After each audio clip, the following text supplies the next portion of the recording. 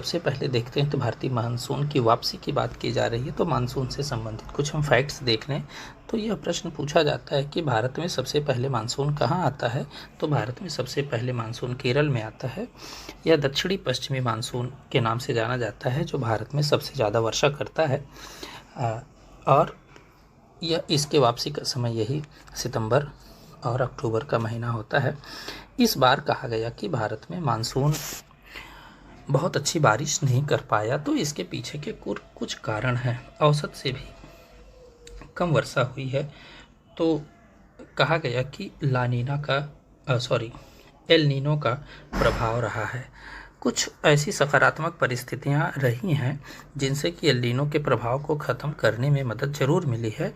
वो ऐसी कौन सी सकारात्मक परिस्थितियां रही हैं, उस पर भी हमें जान लेना ज़रूरी है। तो एक टर्म यूज किया जाता है इंडियन ओशियन ऑसिलेशन, तथा एक और टर्म यूज किया जाता है मेडेन जूलियन ऑसिलेशन।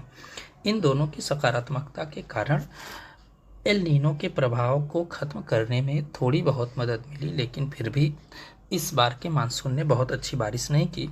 तो हमारी परीक्षा में ये सब प्रश्न पूछे जाएंगे कि ला नीना के प्रभाव के कारण भारत के मानसून पर क्या प्रभाव पड़ता है, या एल नीनो क्या प्रभाव डालता है। तो पहले ऐसे समझ लेते हैं कि ये एल नीनो है क्या। तो एल नीनो को समझने के लिए हमें ये मैप में देखें अगर, तो यहाँ पर आप देखिए कि दो मैप दिखाए गए हैं। एक सामान्य ईयर में जब एल नीनो का प्रभाव नहीं होता है तब, और एक जब एल नीनो का प्रभाव होता है तो क्या होता है।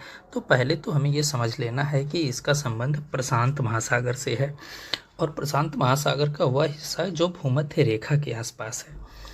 तो प्रशांत महासागर का ये पूर्वी तट है, ये प्रशांत महासागर का पश्चिमी तट है, जहाँ ऑस्ट्रेलिया और ये इंडोनेशिया और फिलीपींस वाला जो हिस्सा है।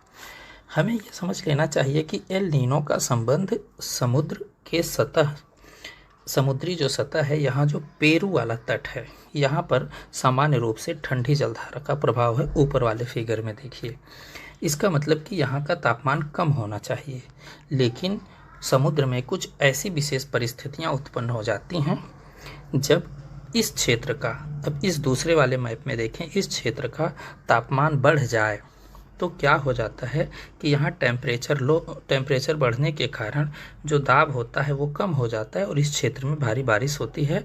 इसका दुष्प्रभाव ये होता है कि इधर की तरफ ऑस्ट्रेलिया, इंडोनेशिया और इसका प्रभाव भारत के तक के मानसून पर पड़ता है। इस वाले रीजन में बारिश कम होती है। तो एल नीनो का प्रभाव पेरू के तट के आसपास क्या होने से है, टेम्परेचर बढ़ जाने से है। तथा इसका प्रभाव यह होता है कि ऑस्ट्रेलिया, फिलीपींस, इंडोनेशिया और भारत तक के क्षेत्र में वर्षा कम होती है, और इस वाले क्षेत्र में जहाँ पर यह जलधारा गर्म हो रही है, यहाँ पर भारी बारिश होगी।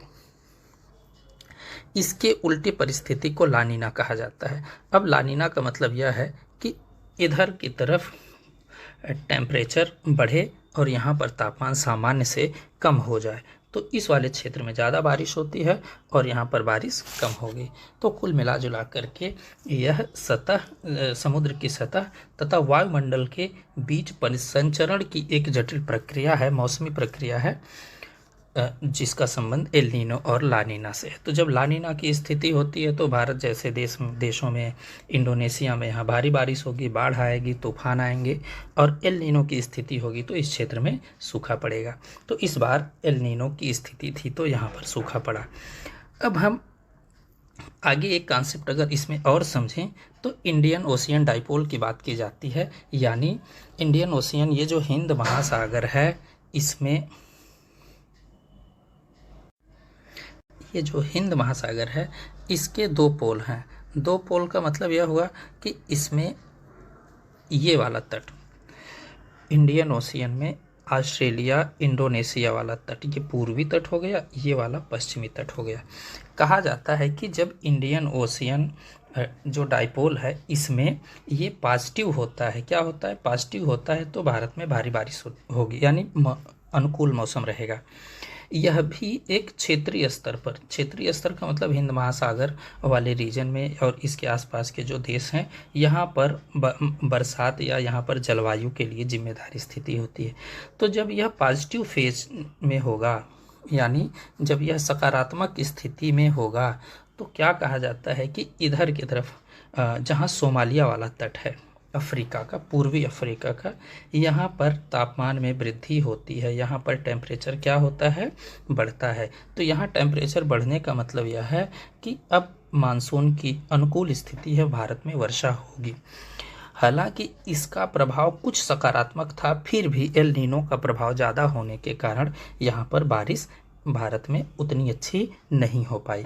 तो इंडियन ओशियन डाइपोल में इसी को इंडियन ओशियन ऑसिलेशन भी कहते हैं। यह ठीक वैसी ही स्थिति है जैसे कि प्रशांत महासागर में एल नीनो की स्थिति और ला नीना की स्थिति हमने देखा, उससे हम इसकी तुलना कर सकते हैं। साथ ही एक और कॉन्सेप्ट समझने की ज़रूरत है जिसे मेडन जूलियन ऑसिलेशन कहा जाता है।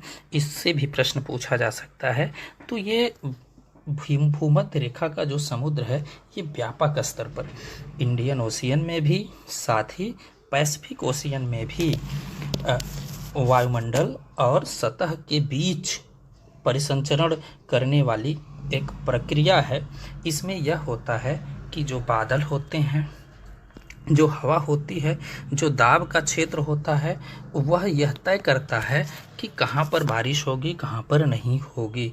तो हवा, बादल और दाब की एक ऐसी प्रणाली विकसित होती है जिसे मेडन जूलियन ऑसिलेशन कहा जाता है। यहाँ पर देखिए कि जब ये हिंद महासागर के ऊपर ये स्थिति बनती है तो इधर सोमालिया के तट के आसपास वायुमंडल में बनती है, तो बारिश की अनुकूल स्थिति होगी। यह कई चरणों में होता है और धीरे धीरे आगे बढ़ता रहता है। यह आगे बढ़ते बढ़ते प्रशांत महासागर की तरफ बढ़ता है। तो यह प्रणाली जैसे जैसे मेडन जूलियन ऑसिलेशन की बढ़ती है, वहाँ वहाँ पर वर्षा होती रहती है। तो इसकी भी अनुकूल स्थिति के कारण भारत का जो मानसून है वह कुछ हद तक एल नीनो से निपटने में सक्षम रहा, लेकिन फिर भी भारत में बहुत अच्छी बारिश नहीं हो पाई। तो हमने भारतीय मानसून के संदर्भ में 4 कॉन्सेप्ट देखा: एल नीनो का, ला नीना का तथा इंडियन ओशियन डाइपोल में इंडियन ओशियन ऑसिलेशन को देखा। साथ ही एक और कॉन्सेप्ट हमने देखा जिसे मेडन जूलियन ऑसिलेशन कहा जाता है। जब ला नीना की स्थिति होगी तो भारत में भारी वर्षा, और जब एल नीनो की स्थिति होगी तो भारत में सूखा। और इंडियन ओशियन डाइपोल का मतलब कि सोमालिया वाले तट पर, यानी जो पश्चिमी हिंद महासागर है, वहाँ पर जब सकारात्मक स्थिति का मतलब वहाँ पर टेम्परेचर का बढ़ना, और मेडन जूलियन ऑसिलेशन का मतलब हवा, बादल और दाब की एक ऐसी वायुमंडलीय परिसंचरण